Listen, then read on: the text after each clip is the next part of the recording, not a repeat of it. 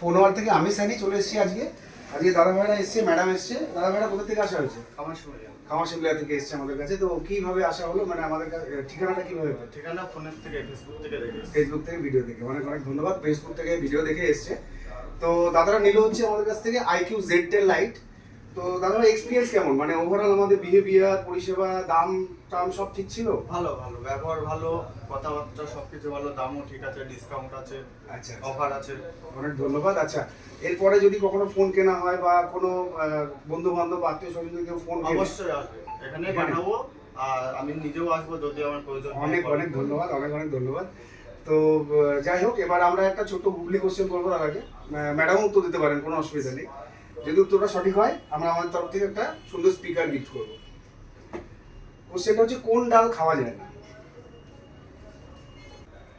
মানে ধরো আমি বলছি, ধরো যেমন যেরকম ডাল আমরা রান্না করে খাই, মুসুরির ডাল, মুগের ডাল, এরকম কোনো একটা ডাল আছে যেটা খাওয়া যায় না, আমরা খেতে পারি না।